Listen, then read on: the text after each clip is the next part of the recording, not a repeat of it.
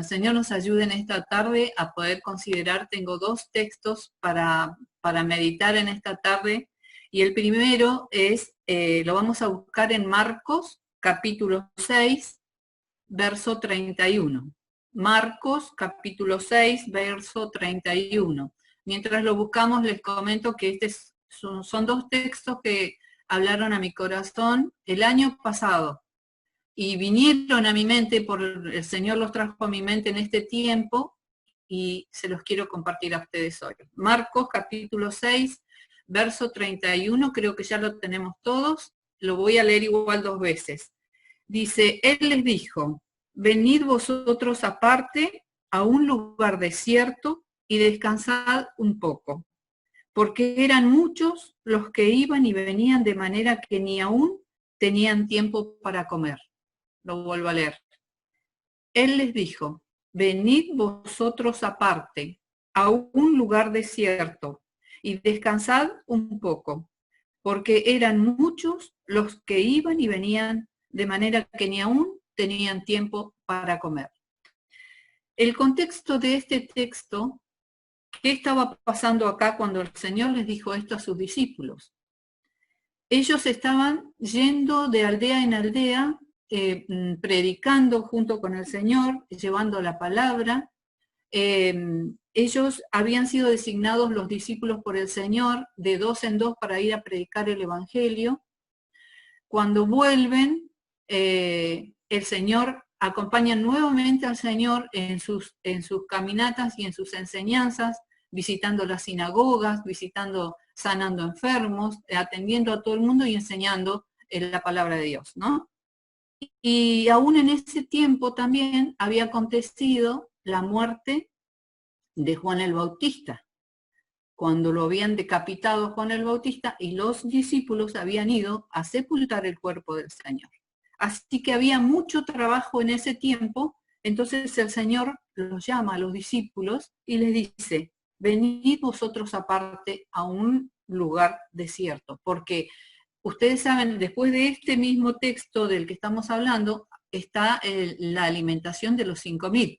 Así que había muchísima gente que seguía al Señor y no tenían tiempo de intimidad con el Señor los discípulos. Entonces Él los hace venir aparte a descansar un poco y a hablar detenidamente. Por eso lo tomaba yo para nosotros. Es como que el Señor en este tiempo nos dijo a nosotros, venid vosotros aparte a un lugar desierto. Nosotros estábamos apurados en todos los sentidos. Estábamos comprometidos con el trabajo, comprometidos con el negocio, comprometidos con la escuela, con los niños, con la iglesia incluso, y los estudios y diferentes compromisos que teníamos y que nos estaban llevando tan vertiginosamente en el tiempo que se nos pasaba el tiempo volando y teníamos tiempo así cortadito para cada cosa. Tanto es así que hasta para vernos entre amigas decíamos, nos vemos tal día, a ver, no, esperá porque el lunes tengo esto, martes tengo el otro, miércoles, el jueves recién puedo verte. Hasta ese extremo habíamos llegado nosotros en estos tiempos en que no teníamos casi tiempo para estar en contacto cada una con otra, ¿cierto? Nos ha pasado a todas. Entonces, estábamos muy, muy activas. Y el Señor dice, vengan ustedes aparte a un lugar desierto. El desierto no siempre es el desierto que conocemos nosotros, el desierto de arena, el que hay en muchas partes del mundo. El desierto es soledad, el desierto es como estamos hoy nosotros, confinadas, aisladas. Eso también lo podemos tomar como un desierto. Entonces, cuando estamos en ese desierto, el desierto propiamente dicho tiene carencias. Hoy nosotros, en el lugar en que estamos, también tenemos carencias. No nos podemos ver con nuestra familia, no podemos abrazarnos, no podemos hablar cara a cara como lo hacíamos habitualmente. Esas son carencias que tiene el desierto. Otra cosa que comparaba con el desierto eran las condiciones extremas que tiene el desierto. No es un lugar en el que tenemos todo a mano. Las condiciones extremas que tenemos hoy restricciones para salir afuera, edades que de determinadas edades se pueden trasladar y otras no, son restricciones extremas. Y también en el desierto hay sufrimiento, y nosotros también hemos sentido ese sufrimiento en este tiempo. Hemos sentido el sufrimiento de ver personas que no conocen a Cristo y que se están muriendo. Aún hemos tenido el sufrimiento de ver creyentes, hermanos en Cristo que han pasado a la eternidad, si bien es un sufrimiento temporal, porque es una distancia que vamos a tener por un poco de tiempo, pero siempre, igual duele ese alejamiento momentáneo. Así que hemos tenido sufrimiento también en este tiempo. Ahora, si el Señor nos lleva al desierto para descansar un poco, ¿por qué estoy sufriendo? Lo que pasa es que cuando estamos en el desierto también nos encontramos con nosotras mismas. Nos encontramos con todo lo que empezamos a razonar y meditar en lo que antes hacíamos y lo que estamos haciendo hoy. Empezamos a decir qué fue lo que a mí me privó de tantas cosas de conectarme con el Señor. O sea, empiezo a encontrarme en mí misma las falencias, las debilidades y a veces el pecado que yo también he tenido y que me ha impedido estar en contacto más estrecho con el Señor. Entonces, yo creo que cuando el Señor nos dijo, vengan vosotros aparte a un lugar desierto a descansar un poco, era necesario que esto pasara, porque el desierto es bueno, porque nos enseña humildad, nos enseña la humildad, nos enseña también la sencillez. O díganme ustedes, en cada una de las casas de ustedes, ¿quién se acordó de sus zapatos, de sus carteras, de sus vestidos lindos para salir, de su billutería, sus joyas, sus cosas? ¿Quién de nosotras se acordó de todo eso que teníamos guardado? ¿Cierto que no? ¿Por qué? Porque estamos en casa, estamos cómodos, estamos con ropa suelta, no tenemos necesidad de otras cosas. Entonces, en ese desierto en el que el Señor nos puso, nos hace entender que podemos prescindir de muchas cosas. Y nos enseña con esa sencillez del desierto a saber cuál es la realidad de la necesidad del ser humano. Y me acordaba de los desiertos realmente, los propiamente dichos, como por ejemplo de Juan el Bautista. Juan el Bautista estuvo 30 años en el desierto. Él estuvo viviendo en el desierto por 30 años. Y el Señor Jesús dice de él que de los nacidos de mujer no hay otro más grande que Juan el Bautista. También estuvo, podemos decir que Juan el Bautista era pobre, entonces vivió en el desierto. Pero Abraham también vivió en el desierto. Y él era rico. Pero él no estuvo motivado con todo lo que tenía de vivir en un palacio, en una casa grande. Él vivía en tiendas y tenía mucho dinero. Y otro gran ejemplo en el desierto es Moisés. Moisés, con todo el pueblo de Israel, estuvieron 40 años en el desierto. Y esa es una cosa que me asombra cada vez que la pienso, porque yo pienso en un niño de 10 años que estaba en el desierto cuando el Señor dijo, van a estar 40 años en el desierto. Ese niño de 10 años, cuando salieron a la tierra prometida, tenía 50 años. Y a lo largo del desierto no había tiendas para comprar zapatos, no había tiendas para comprar ropa, y sin embargo ellos llegaron bien, el Señor les proveyó. ¿Cómo hizo? Un milagro el Señor en los zapatos de esas personas que le anduvieron desde los 10 años hasta los 50 años, y la ropa no se les rompió. Así que es un asombro el que me da eso del desierto, porque digo, la sencillez estaba ahí. ¿Ellos qué necesitaban? Solamente que el Señor les guiara de noche y de día para llegar a la tierra prometida. Este desierto en el que estamos hoy también nos está enseñando que lo más importante para el ser humano es el Señor Jesucristo.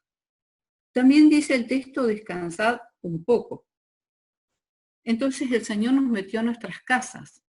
Y saben ustedes que hay muchas de las casas que yo conozco, y seguramente ustedes conocerán también, que las personas que vivían en esas casas solamente la usaban para ir a comer y para dormir. Comían, se iban, volvían a dormir, se iban. Y ese era el uso que le daban a la casa, de pasada. Y el Señor dijo, no, se van a quedar en casa y van a tener un tiempo de calidad con su familia y van a tener un tiempo de calidad conmigo también. Porque en este tiempo, al estar nosotras en este desierto de nuestras casas, porque no anda nadie circulando de aquí para allá, no entra y sale gente, estamos solamente nosotros. Entonces ahí estamos en un tiempo de calidad con el Señor. Hay un texto que me gusta mucho que lo dijo David, y es el Salmo 51:6, que dice, en lo secreto me has hecho comprender sabiduría. En lo secreto me has hecho comprender sabiduría. Muchas cosas aprenden en lo secreto. Muchas cosas se aprenden en la intimidad, en el acercamiento con el Señor. El mismo Señor Jesús, cuando estaba con toda esa multitud que lo rodeaba, con toda la gente que lo seguía, él se apartaba a un lugar aparte, dice la Biblia, para estar solo con su Padre. En Mateo 14:23 dice, despedida la multitud, subió al monte a orar aparte, y cuando llegó la noche, estaba allí solo. El Señor y su Padre. Ahora nosotros estamos solos en nuestras casas, con nuestras familias, y depende de nosotros usar este tiempo de desierto para poder entender la sencillez con la que podemos vivir y para humillarnos delante del Señor y saber que es Él el único que tiene que darnos lo que necesitamos. El otro texto que quería compartir con ustedes está en el libro de Oseas. Mientras que lo buscan, Oseas, después de Daniel, el libro de Oseas, el capítulo 2. Oseas capítulo 2, el versículo 14. Igual lo voy a leer 2 veces hasta que lo encuentren. Dice, pero he aquí que yo la atraeré y la llevaré al desierto y hablaré a su corazón. Pero he aquí que yo la atraeré y la llevaré al desierto y hablaré a su corazón. Para entender también este versículo les voy a comentar que Oseas es uno de los profetas menores que llama del Antiguo Testamento. Oseas fue encargado de parte de Dios para mostrar en su propia vida cómo el pueblo de Israel le había sido infiel, cómo el pueblo de Israel se había ido detrás de dioses ajenos, de dioses mundanos, para reemplazar a Dios, al Dios que los había traído a la tierra prometida. Entonces, Oseas, les animo a que busquen este libro y lo lean desde el principio al fin. Cuando Oseas tiene que buscar esposa, una esposa prostituta, no es una esposa virgen, y para mostrarle al pueblo lo que el mismo pueblo estaba haciendo con el pueblo de Israel. Así que este texto también yo lo tomé para nosotras. Y hacía esta reflexión. El mundo, hasta antes del coronavirus, hasta antes de esta epidemia, era un mundo incontrolable. Veíamos toda la violencia posible que aparecía en distintos puntos del mundo. La violencia, los robos, las muertes. Cada día era una cosa más grande que la otra. Vimos también matrimonios deshechos, vimos hombres y mujeres diciendo, no nos vamos a casar ahora porque vamos a probar primero, si esta pareja funciona, entonces después nos casamos. Y el Señor no es lo que el Señor manda. Otros se casaban y al año o a los 2 años ya estaban divorciados porque no funcionó la pareja. Eso tampoco es lo que el Señor manda, porque el Señor dice, si Dios unió a estas dos personas, solamente Él los puede separar con la muerte, porque así dice el mandato de Dios. Entonces, matrimonios deshechos, hombres y mujeres bregando y pidiendo por matrimonios igualitarios, hombres con hombres, mujeres con mujeres, dice la Biblia, no. Había grupos de mujeres pidiendo que se les respetara su su autoridad sobre su cuerpo, que pueden ellas mismas matar a sus bebés en el vientre. Ellas diciendo que son dueñas de sus propios cuerpos y disponiendo de otra vida que está dentro de su cuerpo. Y el Señor dice, no, eso es una abominación para Dios. Dice que los que derraman sangre inocente, Dios abomina. Entonces, todo eso estaba haciendo el mundo, estábamos haciendo en el mundo, como el pueblo de Israel. Se habían ido tras sus propias cosas, se habían ido tras sus propios pensamientos, sus propias decisiones. Entonces, ¿qué dijo Dios? Con todo esto que estaba pasando, en un segundo, puso al mundo de rodillas y con un pequeño virus, con un casi invisible virus, mostró Dios su soberanía. El otro día escuchaba de Carol que decía, mientras más miramos a Dios, más chico vamos a ver el virus. Sí, Señor. El virus es insignificante, casi invisible, pero Dios mostraba su soberanía con este bichito y puso al mundo de rodillas. Puso a las grandes potencias del mundo sin saber qué hacer. No podían, no dependía de ellos terminar con esto. Fue así que vimos presidentes pidiendo a Dios que los ayudara porque ellos ya no podían hacer nada y pidiéndole a sus propios habitantes que oraran por su país porque no se podía esto solucionar de ninguna manera. Vimos testimonios de doctores ateos que dijeron, Señor, ahora entiendo que solo tú puedes solucionar este problema, porque ellos veían día a día morir gente y profesionalmente no podían hacer absolutamente nada. Y eran ateos, lo han testificado ellos y se han vuelto a Dios. Gente de nuestras iglesias que habían dejado de congregarse mucho tiempo. He hablado con algunas de ellas, y han prometido que cuando esto termine, se van a volver a congregar. Esto le movió el corazón a todo el mundo, a los creyentes y a los no creyentes, para que supieran lo que Dios es cuando Dios se enoja. Porque esto es lo que estábamos haciendo nosotros como el pueblo de Israel, dejando a Dios de lado, diciendo que podíamos solucionar muchas cosas. Y Él les dijo, no, acá soy yo el que decide sobre todas las cosas de este mundo. Es Él el que está por encima de todas las cosas. Y pudo mostrar así su misericordia. Y con el pueblo de Dios, ¿qué hizo? Se cerraron las iglesias. Pero ¿qué pasó? Se armó una iglesia en cada casa. Cada uno de nosotros en su propia casa empezó a orar, empezó a leer la Biblia. Ahora tenemos este método tan espectacular que podemos hasta vernos las caras y poder compartir alguna palabra. La misericordia de Dios es grande.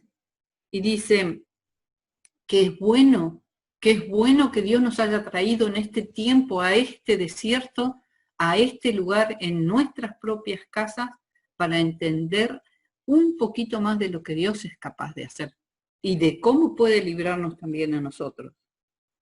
Y saber que nos trae acá para humillarnos. Porque, ¿por qué nos humilla? Porque entonces nosotros tenemos que confesar que no podemos hacer absolutamente nada, que todo lo hace Él, que todo es, Él es el único que puede cambiar las cosas. Y me gustaba mucho un himno que encontré que decía, que es el himno 151, que dice, Cristo es todo para mí, en calma y tempestad. Él es mi gozo, vida y paz, camino y verdad. Y cuando mi alma triste esté, su gran consuelo yo tendré. Cristo es todo para mí, en prueba y tentación. En su poder yo venceré la fuerza de Satán. En tiempo de debilidad encuentro en él seguridad. Cristo es todo para mí, disfruto de su amor. Feliz en él no temeré, me cuida mi Señor. Y cuando en valle oscuro esté, confiadamente yo andaré. Así que hoy más que nunca nosotros sabemos que Cristo es todo para mí. Lo entendemos, lo sabemos y lo apreciamos y lo podemos disfrutar, porque eso es lo que el Señor hace en cada uno de nuestros corazones. En el Salmo 119, 71, David decía, bueno me es haber sido humillado para que aprenda tus estatutos. A veces nos tienen que poner en estas situaciones, Señor, para que podamos recordar lo grande que es Él. Escuchábamos la otra vez con Moisés cuando nos hablaba del Olam. El Olam es el Dios que no cabe en nuestra mente. A veces nosotros tomamos a Dios como lo ponemos a la altura nuestra. Y Dios es ese Dios todopoderoso, omnipotente, soberano, el que sabe todas las cosas. Es Él el único que puede sacarnos de todo esto, o no, es su soberana voluntad. Y para terminar, creo, le voy a leer el mismo versículo de Oseas 2, 14, pero en otra versión, en una versión de la traducción del lenguaje actual que dice, a pesar de todo eso, a pesar de todo esto que nosotros hemos hecho con Dios, de haberlo dejado de lado, porque ¿se acuerdan cuando Daniel oraba, Josué, todos han orado pidiendo no solamente por sus pecados, sino por los pecados del pueblo? Y también podemos decir que a pesar de todo esto, de todo lo que hemos hecho nosotros, quizás por omisión, hecho no haber orado lo suficiente para que este mundo se encarrilara otra vez a los lugares de tener en cuenta a Dios. Quizás ese es nuestra falta, nuestra falla. Pero el Señor dice, a pesar de todo esto, llevaré a Israel, dice, y acá yo le voy a cambiar mi pueblo, llevaré a mi pueblo al desierto y allí, dice, en el desierto donde nosotros estamos hoy, con mucho cariño, dice este texto, me pareció espectacular, con mucho cariño haré que se vuelva a enamorar de mí. Llevaré a mi pueblo al desierto y allí, con mucho cariño, haré que se vuelva a enamorar de mí. Nos tenemos que volver al primer amor del Señor. Él nos busca a nosotros. Él quiere estar con nosotros. Él cuando en el primer versículo que vimos le dice a sus discípulos, vengan ustedes aparte. Es Él el que busca la comunión con sus discípulos. A nosotros nos está diciendo lo mismo. Y acá nos dice, a pesar de todo lo que ha pasado, de lo que han hecho o lo que no han hecho, vengan al desierto, pero yo ahí les voy a hablar con mucho cariño y les voy a hacer que ustedes se vuelvan a enamorar de mí. Ese es un amor leal, un amor al que nunca jamás nos va a dar la espalda.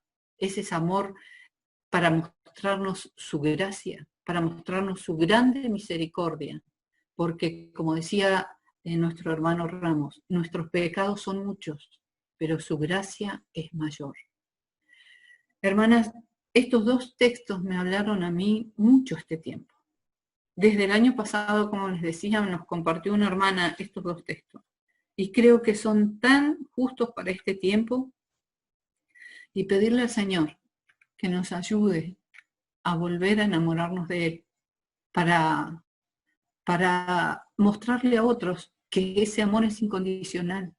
Que ese amor es lo único que necesitamos. Ese amor en nuestro corazón. No necesitamos otra cosa.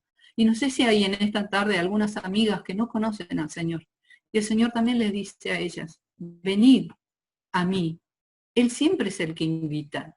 Venid a mí, aquellos que están trabajados y cargados, y Él los va a hacer descansar. El Señor trae paz al corazón y trae salvación al alma.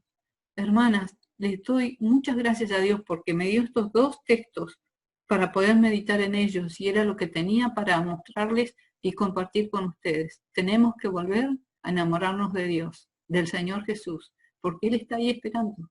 Él está esperando esa comunión con nosotros. Así que les doy las gracias por haberme escuchado y al Señor por haber puesto esto en mi corazón. Muchas gracias.